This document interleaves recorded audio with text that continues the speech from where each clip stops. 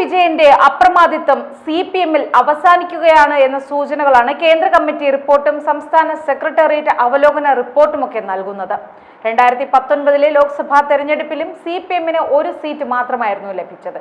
ഇത്തവണയും CPM ആ ഒരു സീറ്റ് നിലനിർത്തി. എന്നാൽ തെരഞ്ഞെടുപ്പ് അവലോകന റിപ്പോർട്ടുകളിലെല്ലാം ജില്ലാ കമ്മിറ്റികളിൽ ഉൾപ്പെടെ എല്ലായിടത്തു നിന്നും ഭരണവിരുദ്ധ വികാരം തെരഞ്ഞെടുപ്പ് പരാജയത്തിനും അതിലുപരി BJP-യുടെ വോട്ട് വിഹിതം കൂട്ടുന്നതിനും കാരണമായി എന്ന വിലയിരുത്തലുകളാണ് ഉണ്ടായിരിക്കുന്നത്.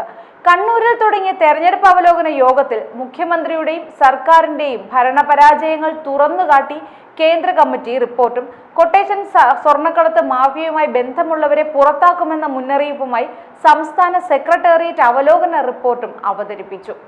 കേരളത്തിൽ ഭരണവിരുദ്ധ വികാരമില്ല എന്ന് മുഖ്യമന്ത്രി പിണറായി വിജയൻ ആവർത്തിച്ചു പറയുന്നതിനിടെയാണ് തെരഞ്ഞെടുപ്പിലെ തോൽവിക്ക് കാരണം രണ്ടാം പിണറായി സർക്കാരിനെതിരെയുള്ള ഭരണവിരുദ്ധ വികാരം തന്നെയാണെന്ന് കേന്ദ്ര കമ്മിറ്റി റിപ്പോർട്ട് അവതരിപ്പിച്ചുകൊണ്ട് CPM പോളിറ്റ് ബ്യൂറോ അംഗം പ്രകാശ് കാരാട്ട് രംഗത്തെത്തിയിരിക്കുന്നത്. പാർട്ടിയോട് അടുത്തു നിന്നിരുന്ന അടിസ്ഥാന ജനവിഭാഗങ്ങളുടെ വോട്ട് നഷ്ടപ്പെട്ടു ന്യൂനപക്ഷ വോട്ടുകൾ LDF-നേക്കാൾ UDF-നെയാണ് വിശ്വസിച്ചത്. കേന്ദ്ര സർക്കാരിനും പ്രധാനമന്ത്രി നരേന്ദ്രമോദിക്കുമെതിരെ ഭരണവിരുദ്ധ വികാരം കേരളത്തിലും ഉയർന്നിരുന്നുവെങ്കിലും രാഹുൽ ഗാന്ധിയുടെ നേതൃത്വത്തിലുള്ള കോൺഗ്രസിനാണ് ഇത് ഗുണം ചെയ്തതെന്നും കേന്ദ്ര കമ്മിറ്റി റിപ്പോർട്ടിൽ ചൂണ്ടിക്കാട്ടിയിരിക്കുന്നു. കേന്ദ്ര കമ്മിറ്റി റിപ്പോർട്ടിന്റെ ഭാഗമായി തെറ്റുതിരുത്തൽ മാർഗരേഖയും അവതരിപ്പിക്കുമെന്ന് കാരാട്ട് അറിയിച്ചു. ഏപ്രിലിൽ പാർട്ടി സമ്മേളനങ്ങൾ നടക്കുമ്പോഴാണ് മാർഗരേഖ അവതരിപ്പിക്കുക. കേന്ദ്ര കമ്മിറ്റി കരട് റിപ്പോർട്ട് ഏരിയ ലോക്കൽ ബ്രാഞ്ച് അവലോകന സമ്മേളനങ്ങൾ ചർച്ച ചെയ്തതിനു ശേഷം വീണ്ടും കേന്ദ്ര കമ്മിറ്റിയിൽ അയക്കും.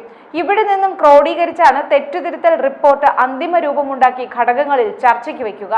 എന്നാൽ സംസ്ഥാന കമ്മിറ്റിക്കായി തെരഞ്ഞെടുപ്പ് അവലോകന റിപ്പോർട്ട് അവതരിപ്പിച്ച പാർട്ടി സംസ്ഥാന സെക്രട്ടറി MV ഗോവിന്ദൻ കൃത്യമായ നിലപാടാണ് അവലോകന റിപ്പോർട്ടിൽ സ്വീകരിച്ചത്.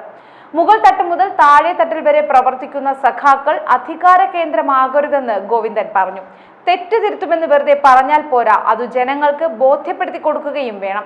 ബംഗാളിലും ത്രിപുരയിലും നമുക്കുണ്ടായ അനുഭവങ്ങൾ ഓർക്കണം. BJP-യിലേക്ക് വോട്ടുകൾ പോയാൽ പിന്നെ തിരിച്ചു വരില്ല. UDF-ലേക്കാണ് നമ്മുടെ വോട്ട് പോയതെങ്കിൽ എങ്ങനെയെങ്കിലും തിരിച്ചു പിടിക്കാം.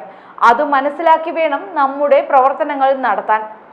സ്വർണ്ണക്കടത്ത് കൊട്ടേഷൻ സംഘങ്ങളുമായി ഒരു തരത്തിലും പാർട്ടി നേതാക്കളോ പ്രവർത്തകരോ ബന്ധപ്പെടാൻ പാടില്ല. അത്തരക്കാരുടെ മെമ്പർഷിപ്പ് പുതുക്കേണ്ട എന്ന കർശന നിലപാട് സ്വീകരിക്കുമെന്നും MV ഗോവിന്ദൻ മുന്നറിയിപ്പ് നൽകി.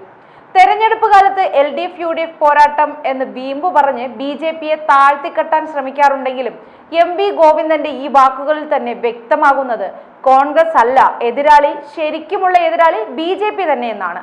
BJP-യെ CPM ഭയന്നു തുടങ്ങി എന്ന് അവർ പരസ്യമായി സമ്മതിച്ചു തുടങ്ങിയിരിക്കുന്നു.